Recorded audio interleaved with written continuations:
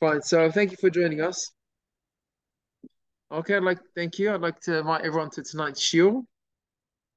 I'd like to dedicate tonight's shiur for רפואה שלמה for all עם ישראל, especially for Gabriel Elam בת לאה מלכה, אלישבע בת שבע בת רבקה, תקווה אוז'ני בת רוזט, דניאל לאה בת רוזט. And also for Hannah, Hannah בת שרה פרחי. ברוך השם, בעזרת השם, we want to wish them רפואה שלמה, רפואת הנפש, רפואת הגוף, ורפואה קרובה לבוא. Also, I'd like to dedicate the shiur לעילוי נשמת רבקה בת שיינה, ברוך השם תנחנה בגן עדן, amen. So we are starting tonight Parashat Beshalach. Full action. Full action. We're talking about Kriyat Yam Suf, Parashat Haman. We're talking about the Shirat Hayam. So there's a lot to talk about, and I want to maybe touch on a few points. And then Bezat Hashem talk a little bit about Tu B'Shvat, which is coming up Sunday night. So maybe open up the parasha with the pasuk in the Torah. The Torah says, Am Yisrael reached they reached the desert. This is already after the splitting of the sea. They see all the miracles, right? They already come up to Har Sinai, and they start complaining. ויאמרו עליהם בני ישראל, מי ייתן מותנו ביד השם בארץ מצרים, ושבתנו על הסיר הבשר ואוכלנו לחם לשובע. We should have died in Egypt. At least we would have, died after a good meal. Basir basar, ואוכלנו לחם לשובע. This is a very peculiar pasuk. We were slaves in Egypt. Why a person wants to go back? And it seems like when a person is hungry, he just forgets all rationale. He just considers it, his stomach. And here we see that they're craving for meat, and they're asking for meat. And this is just before when Hashem brings down the man. This is in chapter Zayin, after the splitting of the sea. And after the Shirat Hayam, they won't complain about food. And then Hashem brings down the man.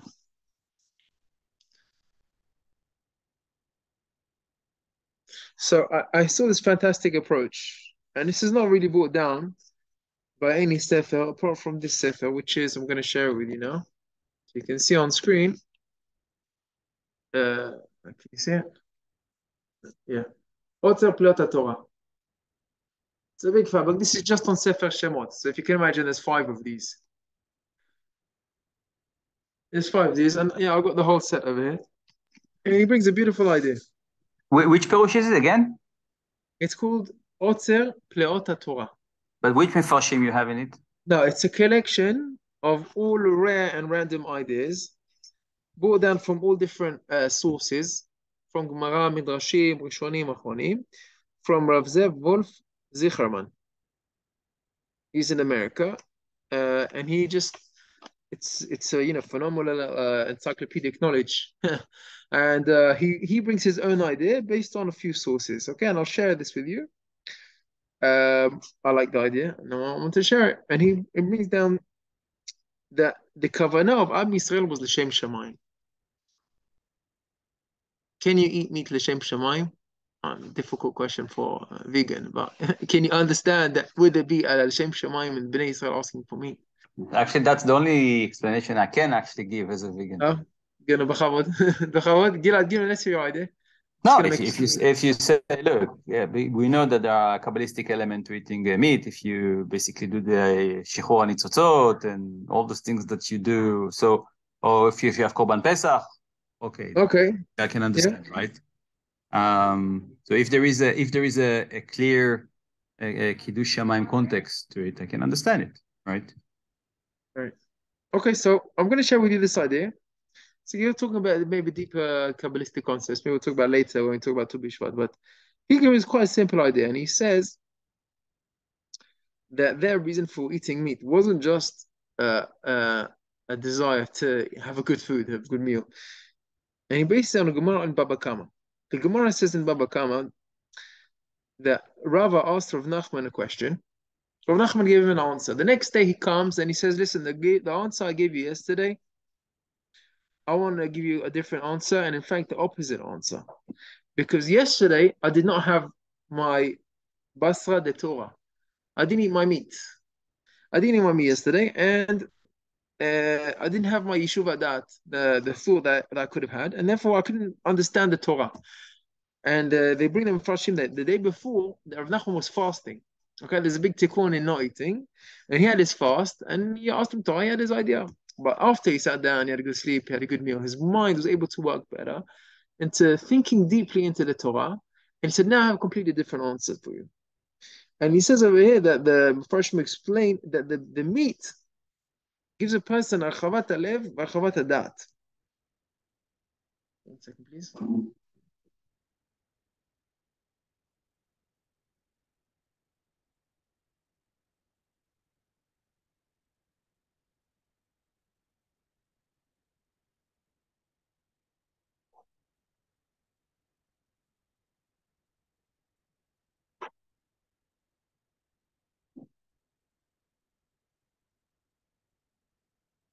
Okay, forgive me, please.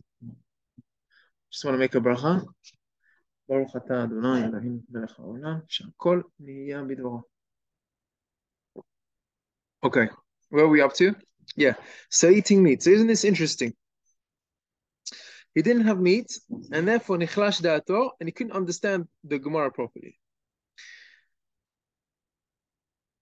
Adds on this, the Sefer Rabbi Tzadok HaKohen Milublin. Rabbi Tzadok HaKohen Milublin, he was a very big lamdan, big Talmid Chacham, and then after he became a Chassid, and he learned more the Torah HaChassidut and Torah HaKabbalah. And he brings down from the Gemara in Pesachim, Mem Tet Amud Bet. So remember, we got two Gemarot. We got one Gemara in Baba Kama, said that Rav Nachman, only after he ate meat, he gave a good answer for Torah. And the Gemara in Pesachim says, Am haaretz asur le'echol basar. Would you look at that? Am haaretz asur le'echol basar. So if you want to have a source in the Gemara for being vegetarian, this is one Gemara Pesachim for Am haaretz. You should not be eating meat. And he says, it also goes back to the Kabbalistic aspects of it. Of what? I'm not sure. Let me just explain. Let me just tell you what he says. Okay, I want to hear what you're saying, Gilad, but let's just leave the Gemara first. He said, Mashekim mitzad Torah. The Gemara says, there's a pasuk in Torah, B'chol avat nafshecha tuchal basar. So let me just say, when the pasuk talks about shchita, okay, so he said you're going to bring up a korban in the place of the Beit HaMikdash, yeah? Sham ta'ale olatecha. But then the pasuk in Parashat Re'eh, Rak b'chol avat nafshecha, whatever you desire, tizbach v'achalta basar, you can do a kosher shchita and eat. V'achalta basar ki birkat Hashem Elokecha asher natan lecha b'chol sharecha. Anyone can eat it, atameh v'ataor yochlenu katzviv b'cha'ayal. The kosher animals. As long as you do the right shchita, in the right way, everything that the pasuk says. But the pasuk clearly says you can eat meat. So the Gemara says in Baba Kama, Ayin Bet, but Am Haaretz should not eat basar. Why not? If the pasuk says you can eat, and it seems like it's more to eat, why should Am Haaretz not eat? But there is just a problem with it. Agdara shel Am Haaretz, this is Am Haaretz. It's not a simple Jew. Am Haaretz, it's like. Well, just listen to this word. Listen to his idea. It explains why. Ki basar hu archavat halev ha'adat. That means, what does the power do? It broadens the heart and broadens the mind. So on one aspect, it can be marchivet halev ha'adat b'divrei Torah. So if somebody is Talmid Chacham, or somebody is learning Torah, or wants to learn Torah, right? Even a simple, but if he's eating the meat to learn Torah, then it's good, because he'll have more yeshuva dat to learn. Mashrenkin belev panui b'divrei Torah. If he doesn't learn Torah, and there's no Torah inside him, in his Am Haaretz, what happens when he's marchivet libo? He's marchivet libo leta'avat ha'olam. And that's what the pasuk says, v'yishman yishurun v'yiv'at. That means, where are you coming from? If you've got the wrong ideas and wrong in your mind, then you have to broaden your mind, broaden your heart. So you can either broaden it in Torah, or you can broaden it in mundane things. Now, based on this Gemara, this Rav Zichraman, who wrote this book, he wants to give an explanation on the man. You know why they asked on the Bnei Dor HaMidbar? Why did they ask for meat? Because L'Shem Shamayim. They wanted to study Torah, to have Rechavat HaLev, to be able to enjoy learning Torah. They said, listen, we want to eat properly, to be able to understand Torah properly. And then it brings the story of Chazon Ish. Chazon Ish brings the same famous story. But how this explanation reconciles with the fact that he said we wish we were right? Yeah. No, so it doesn't explain that. It doesn't explain that. No. It's a very nice limud zchut, but yeah, it just explains one idea. Yeah, it doesn't explain about going back to Mitzrayim. That's a good question. We're not answering that. We're just explaining why they're deciding they want to have meat. So the meat idea, that can be understood because meat helps you to understand the Torah. And in fact, he says, listen, if you're eating Torah, if you're studying Torah, then go enjoy your meat. But it says in the Gemara, it's a Gemara. Gemara says, Amaretz asur lechol basar. And he's explaining why, because based on the Gemara on Baba Kama, because it broadens the lev v'adat. And you don't want somebody not learning Torah, broadening his lev and adat, is just going to end up doing bad ta'avot and going just down and in the wrong way. So he brings a famous story from the Chazon Ish. He explained on the Bach. The Bach, I think maybe we mentioned this before. The Bach, he was a famous Talmudic scholar who wrote a halachic compilation on the Shulchan Aruch, on the Arba Turim. The Arba Turim, you have the Bet Yosef. One side is the Bet Yosef, one side is the Bach. The Bach had the son-in-law. The Bach is a Rashi Tevot for Beit Chadash. It's the name of the commentary on the Arba Turim. His son-in-law, he took for himself a Chatan, the Taz, which is known as a Turei Zahav, and he wrote a Pirush on Shulchan Aruch. Now, the agreement was, both Talmidei Chachamim, he said, the Bach said, I'm going to support you, and you can eat from my table, and every day, I promise to pay a meal of meat, every day, in order that you should have strength to study Torah. And you're going to study Torah, and you're going to be a Talmid Chacham and write the pure Pirush commentary on the Shulchan Aruch. Yeah, and Gilad smiling in his story. Yeah, first of all, I know the story, but also, it's interesting because it takes much more time to digest meat, and which basically take more time from your Torah limud. So it's digestion. So yeah, okay, that's an interesting point. But it could be that the quality of the meat, maybe because it takes longer to digest, so maybe you fill up for longer. Maybe it has like the Gemara says, it broadens the mind for thinking and deep thought.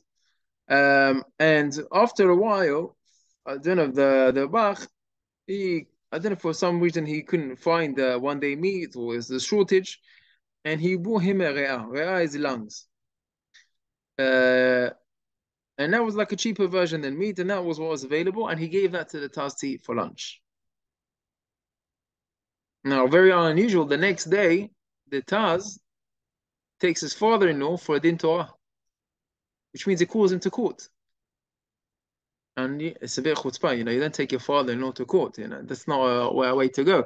Even if he promises you something and he doesn't, give it. And here he offered him meat, he gave him lungs, which is also meat. And it was very peculiar. I said, it's a very ungrateful son-in-law. What are you doing taking me to court? Also, is a Jew allowed to take a Jew to court? Oh, welcome, Joe. Welcome, Joe. So you are not allowed to take him to a non-Jewish court. Non-Jewish court, so yeah. But if there's unless you get permission from a Bet Din. First you invite him to Bet Din. If he declines coming to Bet Din to rule on the Jewish law, then you can get a consent from the Bet Din to go to the world to come. If they take if a Jew takes a Jew to a non-Jewish. No, you need to go. It's not allowed unless you get permission from the Bet Din. If you can't go to Jewish Bet Din, then you can get a permission from you have to get written permission from the Bet Din to go to a non-Jewish court. Okay. Okay. Yeah. So why is he taking his father to court? The Taz, first of all, was a Gaon. He was Talmid Chacham. He was a tzaddik. So you just forgive. Okay, one day you can't go for one day without meat. You have to go to. It was not like it happened once. More than once. It was just a one-time event. And the Taz explained himself. He says, I don't care about the meat. I can live without the meat. But here, I'm concerned for the safety of my father-in-law. He made a pledge. and he promised he's going to support Torah by providing meat every day. Now, if for some reason this day when I'm eating this lungs, it's not really the good quality meat I'm used to. If, I'm studying Torah, I'm still going to learn, I won't be hungry. I can learn if I'm not hungry, yeah? I don't know, I don't know if you can understand, but somebody, if you learn, I learn full day, for the morning, afternoon, and evening, whenever. That's why my study program. But if I miss a meal, or if I miss a lunch, if I'm hungry, I can't concentrate. I can do other things, I can do housework, I can be with the kids, but if I need to study, there's no way I can concentrate. If you need the fuel, you need something to body. So I don't have meat every day, but I need something to eat. So here the Tazi, of course, he wasn't hungry. He had his meal, but he was concerned that he wouldn't be able to delve into the depth of the Talmud in the same level of introspection and iyun to contemplate, deeply into the depths of the Torah. And that would be as a result of the Bach not fulfilling his pledge.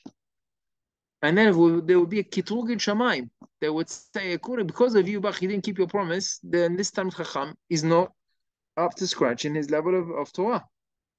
So I wanted to go to the Dayanim, and that the Beddin should be posek halacha, that lungs, re'ah, has a halachic status of meat, basar, and therefore the Bach did fulfill his obligation, and therefore there would not be any kitrug or any, I don't know how to say kitrug in English, there wouldn't be any demands or judgment against the Bach. They wouldn't have any, any claims against him. So the Chazon Ish said, you see from this story, how important is it, even just a few minutes of studying Torah in depth? That means there is a way to measure the study of Torah in quantity. That means in the number of minutes that you study Torah. Okay, the number of hours you study Torah. But there's a completely different measure of the quality of Torah. That means how deep do you study the Torah? Right? When we learn Gemara, you can learn Gemara daf yomi. You can do one page, one daf in 1 hour.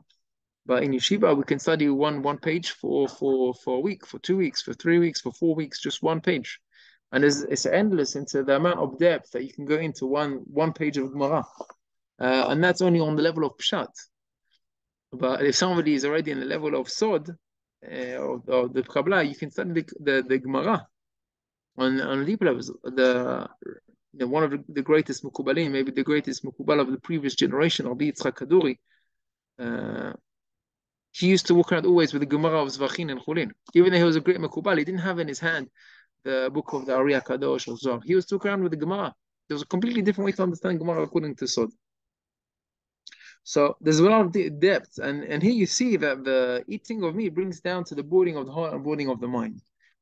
And this is maybe perhaps an explanation or understanding why they asked for meat in the Midbar, in order to be able to understand the Torah better. So that's like a limud zchut. Okay, so moving on to the next point. Is there any questions?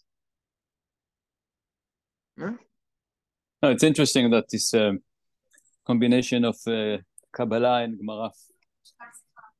Yeah, that's one from Yitzchak Kaduri. But that's like, there's no end to the depth of the Torah.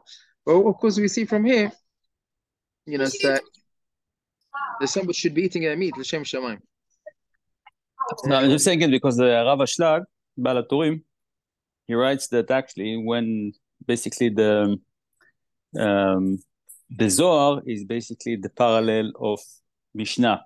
So basically this was both two different types of Torah Sheba'al Peh. Again, what's parallel to Mishnah? I missed that. What's parallel?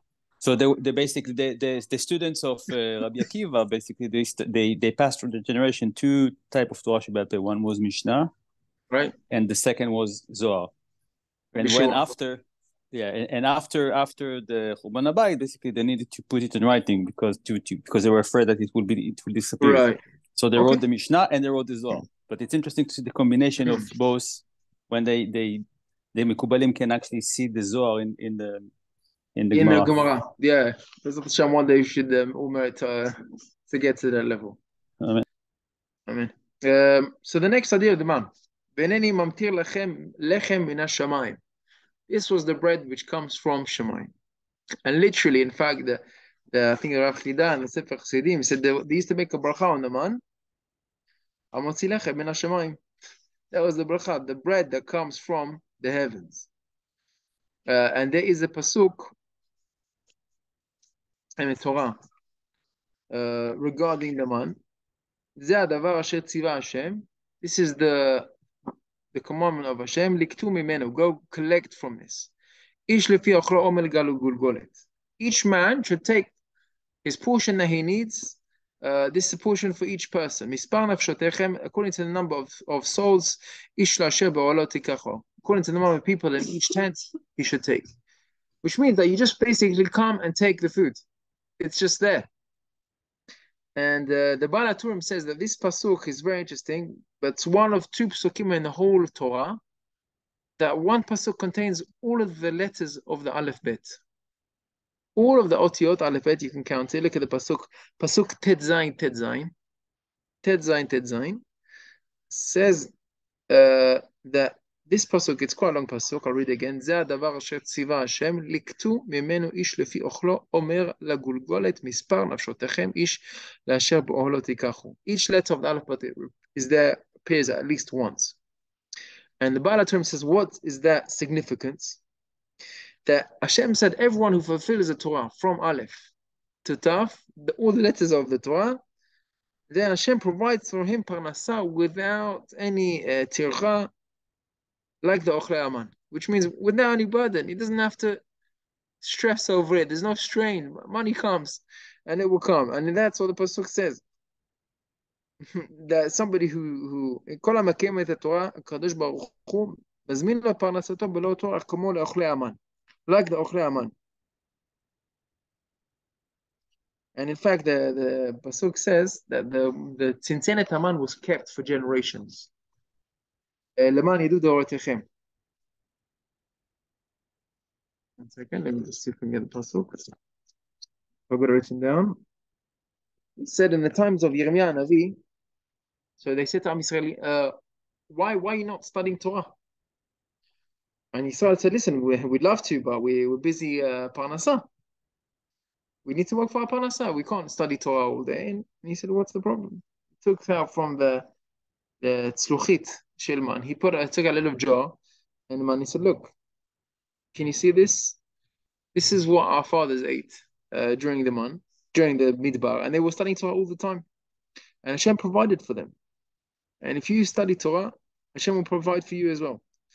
And Hashem provides for everyone. In fact, here, so there's some opinions in this book. He brings down that not only did the man come down, but also clothes. Clothes also came down with the man. So it seems like they had the housing, they had their man, and parnasah was provided for them. And in fact, but it doesn't suggest that we don't need to work, right? No, it doesn't say that the man will come without working. It says the man will come without tircha. Okay, that means you can see somebody who works for his parnasah, and he doesn't have his stress. You know, he starts his morning with tefillah, then he goes for shiur Torah, and then he goes to do his work, right? And you see somebody he comes late to shul, leaves early, goes to work, he's all stressed the whole time. Even when he's eating, he's not relaxed, and always worried about his money. And listen, who do you think's making the money? And I know a Jew. He used to work in photography. He still does work in photography, and he learns Torah, for 2 parts of the day, morning and afternoon, and evening he has his photography jobs. He learns for 6, 7, 8 hours a day. And I said to him, do you want a job? I'll give you a job take on a job, do an evening function for pictures. And he said, listen, I'm taking a little break now.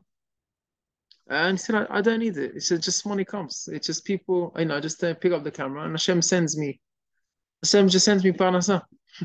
And it was amazing. You see, he had full bitachon. He was totally relaxed. He said, listen, I need a break from photography. I'm not stressed about money. Money will come when it needs to come. And it was a total different attitude. And I was very impressed. He was younger than me, this man. The same story about Orach Chaim.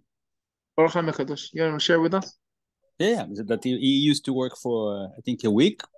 Then he saved enough, and then he would just stop working for another 2-3 weeks until he made more money. Just work for a few days, and that's it. What And do you then know? What was he working as? he was Trade? he was like a master, איך אומרים, הוא היה אומן של הריגה של זהב בבגדים. Oh, wow. בהריגה של כסף זהב, yes. And it got him into trouble because the daughter of the governor Is embroidering in gold. Yeah, she was supposed to get married, and she was about to get married, and they wanted him to prepare the dress, and he said no. He declined.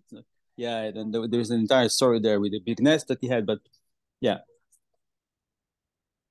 Okay, so great. So we're talking about money is representing our parnasa. And Pasuk says, V'yom Hashem hineni mamtir lechem lechem min hashamayim. So the Noam Elimelech says, when we're studying this parasha of man, we need to understand that every time Hashem can just bring us parnasa from Shamayim, literally like that. And we just walk out our doorsteps and pick it up. Now you still have to go outside and actually pick it up. It doesn't land on your plate, right? It doesn't going to land on your spoon. You still have to go out and pick it up and bring it home, okay? So it doesn't say not doing any kind of ishtadlut, but it's not going to be painful or stressful or hurtful. And it's not going to have to be anything which is illegal or anything which is against the halakha. You're not going to have to work on Shabbat. You're not going to have to work during the week or during tefillah. You're not going to have to work during your shiur Torah. It doesn't have to be on any expense of any other mitzvot. It doesn't have to be on the expense of family time. You can still be with your family and still give them what they need and go out to work peacefully, and Hashem will provide. And he says here, if a person is boteach belev ne'eman, in his trust in Hashem, parnaso to mezumenet lo shelo betzar, without any stress at all. Kim kimatar hazeh olech shelo begia, just like rain just comes down, rain. So that's Haman mamtir lechem min hashamayim. And I want to share this idea. This is beautiful. I saw this from Admor Mikalov. Admor Mikalov. We say parnasot shel adam, kashe parnasot shel adam kekriat yam suf. Now, isn't this amazing? In the same Parashat Beshalach, we've got kriyat yam suf, splitting of the sea, and the same Parashat we've got man min hashamayim. And the Gemara says that the difficulty of mizonoto shel adam is like kriyat yam suf. And at the same time, it says that it's easy like parnasa coming down from Shamayim, like the man.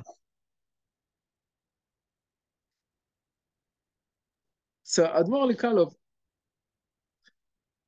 he says the pasuk by Kriyat Yam Suf. What does it mean kasher ki Kriyat Yam Suf? How are you going to make the sea split? You have to create the sea to split. Who's it difficult for? The sea to split. It's difficult for Hashem. For us, we're not splitting the sea. It's the emunah that the sea. It's basically the emunah, mainly of Nachshon Aminadav, that the sea will split. So to do this step, yes. That's a very good. Okay, so I think this is what you meant, Gilad. If this is what you meant, this is the right understanding. Kasheki Kriyat Yam Suf. Kriyat Yam Suf was easy for Hashem. He was the one who did it.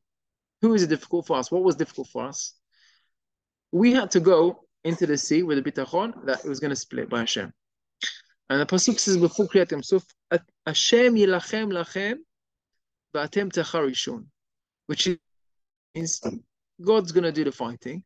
Hashem yilachem lachem v'atem, but you techarishun, just keep quiet. Go in like Nachshon bin Aminadav. We just went into the sea with his emunah, and boom, it's split open. Now, Admor Mikalov says like this: when a person is planning out his day, what do you plan out first? What do you focus on? Okay, so listen, I got my shachrit in the morning, I got my mincha, my arbit. Okay, I got my shiur Torah when I'm going to study, I'm traveling, I'm going to listen to shiur on the way. I'm going to do, I'm going to be honest in business, you're planning out, I got my family time, and this is what I need to do, okay? Your focus should be on what you need to do for Hashem, not what you need to do for Parnasa. Then, if you focus on that straight, Parnasa will come. I'll say a famous story, Rabbi is Moshe. Let me get the name right. Saba. Moshe Saba. Moshe Saba was very rich Mexican.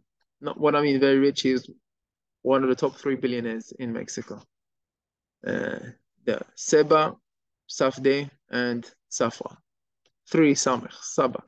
Right, there's a big building for Magen David Adom in Yerushalayim on the name of Saba. And he was on business meeting. He was flying first class. And with his business partner, they went for a meeting, or I don't know who was his what's her name?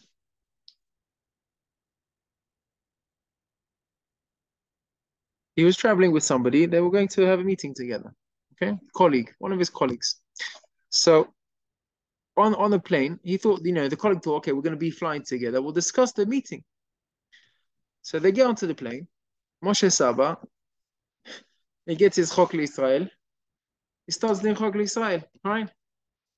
And the guy's like, listen, we want a meeting to plan. He said, I'm doing this first. When I finish, we'll do the meeting. Now he's there. He doesn't know how long it takes. Half an hour, 1 hour. He takes out his Gemara, starts learning his Gemara.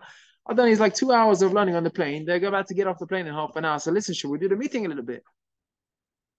He said, yeah, we've got important. We're talking about big numbers here, the millions and the billions.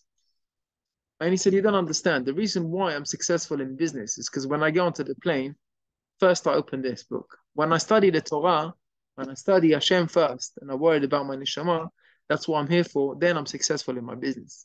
If all I'm busy with is my business, then Hashem's going to be, okay, you're leaving me on your own, you're going to be on your own. And the Admor Mikalov said, this is the idea of Hashem yelachem lachem v'atem techarishon. Now listen to the Hasidic interpretation of the pasuk.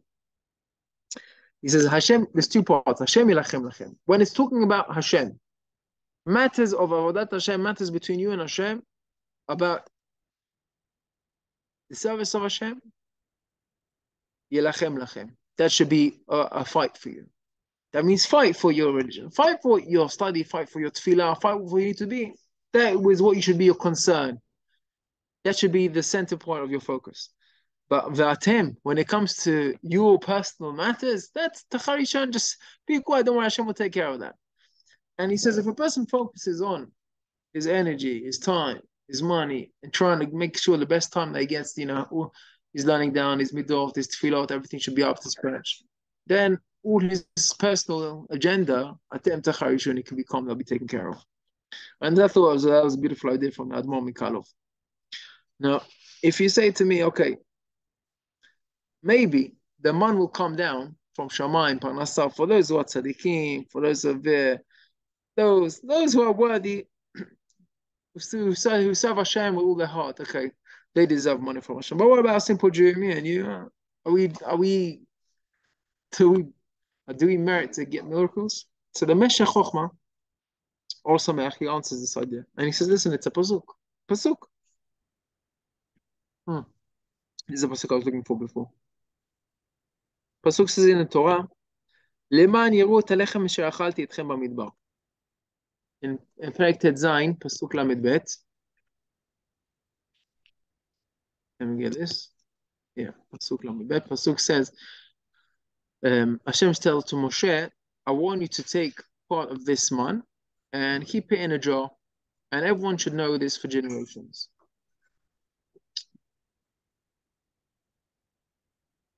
Everyone should know that this is the bread that I gave you to eat when you left Egypt. Now, when did Am Yisrael leave Egypt? It's before they even received the Torah. So it's nothing to do with how much you study Torah, how much you not study Torah. It's got to do with one thing. How much emunah and faith do you have in Hashem in providing for you? The amount of emunah that you have in Hashem to provide for you every minute, that's how much you're going to have every second. That's how much He's going to be providing for you. And we end up with one idea, maybe a story. He said the man came down every day. It came down every day apart from one day, Shabbat. It's to tell you that the Parashat has nothing to do with how much you work yourself. And it's on the day that you're not allowed to work. The day where all the bracha comes from. That was the day where no man fell down. And it's the day of Shabbat. And if you think about it, they say that the canyon, super, what's it called? How do you say canyon in English? Mall. Shopping center, shopping mall. So all the Kenyanim shopping malls, what's the biggest day of business? Biggest day of business is Shabbat. That's when people come. People come to shopping, weekend, they go on Shabbat. And all the Kenyanim in Israel, they all were opened on Shabbat, and they make the most money on Shabbat. There's one Kenyan which is closed on Shabbat, and that's the Kenyan of Lev Levayov. And his Kenyan makes more money than all the other Kenyanim. Wow. Now, how do you explain that? How do you explain that? They're making the most money on Shabbat. He's the only one which is closed on Shabbat, and he makes more money than all of them put together. I don't know all of them put together, but he makes the most money out of all of them. And it's the bracha of Shabbat. The bracha of Shabbat.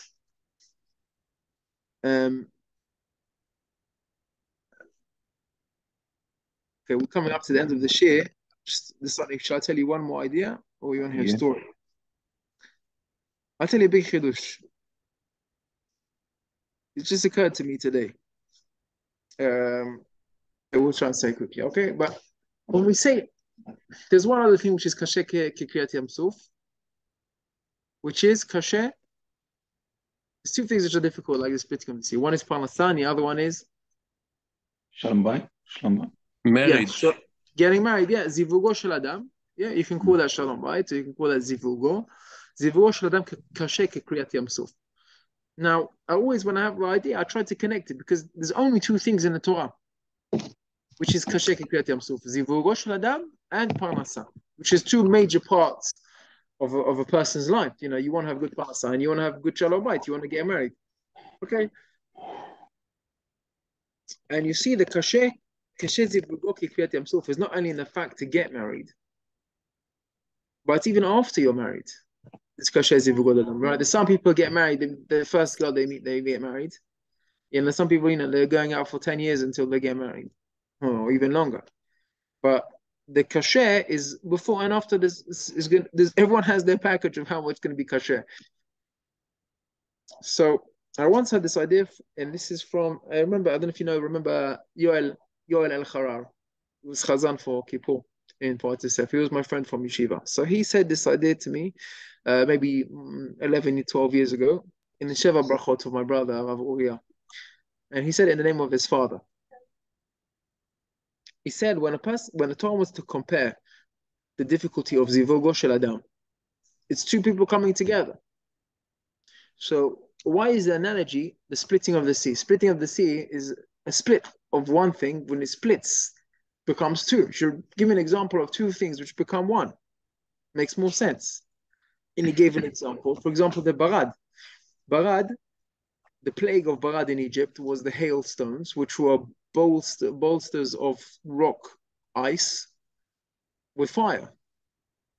So you've got the ice, which is water and cold, with the burning fire, and you put them together. And that's difficult to put two contrasting things together. So you should say, kasher zivugo shel adam, to bring a marriage together is difficult, like the hailstones of Mitzrayim, to bring them together. Two opposites. Why is the comparison to splitting of the sea when you're dividing two things? Oh, because when you marry does someone, you need. Does that make sense? The question? Yeah. Joe, you understand the question? Yeah. No, because you need to stop being focused on yourself, right? So you need to open. Yes. So this is exactly the idea that he said. Maybe I mentioned it before in the shiur. But he said, Al ken yazov adam ish, Al ken yazov adam et aviv ve'imo, v'davek ve'ishto, v'yu lebasar echad. In order to join to your wife, you need to separate from all the baggage and the background that you've brought up with. You've been brought up in one country, she's in a different country. You're brought up in with one background, she's a different origin, different languages, different cultures. So everyone's got to separate from themselves. You can't make 1 + 1 = 1. So you got to take away half from yourself, split from yourself half. She splits from herself half, and then you can only become one if you take away from yourself. If you try and put your whole self into her, there's going to be clashes. So there's some parts of you got to give up. So it's all a game of vitur and give up from yourself. And that's the very nice he explained of Shalom Bayit. And he said, listen, you're Shalom Bayit. You want one way, she wants another way. So you got to give in a little bit. Split from yourself. Like the splitting of the sea. That's the difficulty. And that's the way to have Shalom Bayit even afterwards. So that was a very beautiful idea. Now, just taking the idea, I wanted to apply it to the other side of Parnasa. So when you talk about kasher Parnasato shel adam k'kriyat Yam Suf, where's the splitting of it? So I was thinking about it, and you say, listen, a person plans out how he's making his money. He plans out how he's spending his money, where he's planning where he invests his money. He plans everything. You know, he gets up early, he goes, he works, he makes the phone calls, sends the emails, he does the job. You're working hard. Now, you're thinking that you're the one who's doing it. It's me. What do you mean? Oh, I did it. Okay, Hashem helped me. He says, no, it's not you. Always. Everything else, Hashem. Your hands is Hashem. Your thoughts are Hashem. Hashem puts the thoughts in your mind. That's the when Hashem, the Targum Oncle says, he gives you the idea to make the investments. That's what he means. Hashem naten lech hakoach lasot chayil. When you have a good idea, how does that idea come into your brain? Hashem gave you the idea. So say, acknowledge that. Thank you, Hashem, for giving me the idea. So you've got to separate yourself from your thoughts and from your actions. That's the kriyat yourself. You've got to realize that everything is from Hashem. But by the way, There's the no science today, between- actually proves it, right? That this is true. I don't. We can just say that in a minute. But just so much. The point is that your parnasa has got no direct correlation between you and the actions that you do and you have. And the more you believe in Hashem is doing it, that's how parnasa is going to become easy. So when we talk about the splitting of the sea, you got to split it yourself. So at one point you've got to think about what I should do to make money. You got to go out and make the money. Like we said, you got to go out the door and pick up the money and bring it in. Can't just wait to fly in the door. Hashem's going to bring it down, but you have to go out and get it. And then you have to realize that it's Hashem who bought it. So that's the difficulty of splitting. The splitting between yourself and realize that Hashem is giving you the idea and the tzlacha and the bracha to do it. Now, B'chavod Gilad wants to prove it scientifically. No, I don't need to prove. I just spread what other people. Yeah, that basically those ideas that you talk about, that the most significant ones, and also the founder of Apple mentioned it several times, and many successful CEOs that like the multi-billionaires of the world, they say that all their ideas came from a different level of consciousness, right? And then when they research it, they realize that it's coming from basically sechel hapoel. So it's the same part that it's a different place in our consciousness that can be activated only when you have full bitachon. It's in Hashem. So if a person realizes that, it brings you also to humility. And once you acknowledge that it's humbling that your parnasa comes from Shamayim, you can be blessed with more. And why is that? Because there is a nisayon of nisayon in English is test. Yeah, thank you, Joe. It's a test. There's a nisayon of poverty, to be poor and serve Hashem in poverty. But there's also a nisayon of being rich. And if somebody acknowledges that his wealth and his money comes from Hashem, right? He acknowledges that. Then he can be ready for that test of wealth, and he can be generous with his money. He can be generous and giving out to others because, listen, this is my money. Why? It's my idea. Hashem gave it to me. Hashem gave it to me. I can give back. I can be generous. It's not taken away from me. Hashem will give me more. And the more a person will be willing to give and say, Hashem will give him more. If a person is greedy and keeps it for himself, why should Hashem be blessing with more? And the more a person takes it upon himself to give his wealth to others, Hashem will bless him with more. And that's how you get out of the nisayon of richness. So, but Hashem, we're going to end off the shiur now, at least this part of the shiur, with a bracha, that which also, we learn about the importance of learning Torah to the depths of the level and to the point where eating meat is good for the Talmid HaChachamim, and the person definitely who eats meat should have that kavanah to learn the Torah to the quality or the depth of understanding of Torah. We learn how Parnasa and the man was min hashamayim, and how a person should focus his efforts into the study of the Torah and focus on the service of Hashem, and then Parnasa will come to him easily. And we said that it's anyone who has bitachon in Hashem, like the Meshech Chochmah said, even when they came up with time, you don't have to be the biggest tzaddik. It's just the emunah. You have faith in God. God is going to provide. And that's how we spend, like the splitting of the sea. Marriage, yourself. To have a good parnasa, you got to split yourself from your successes and attribute your success to HaKadosh Baruch Hu. Thank him for it. And that way we pass that step of nisayon of being rich. Person who has that test, he thinks, my rich is my achievement and it's my money. And he's failed. But our person says, listen, my achievement is God's blessings. That's his success. So I pray, B'ezrat Hashem, we should all have success in the bracha for Parnasa, success in the Shalom Bayit, and success in the service of Hashem and the learning of the Torah. To give as well. Yeah. So thank you all for listening. I just want to do a little bit of halachot for Tu B'Shvat. Thank you.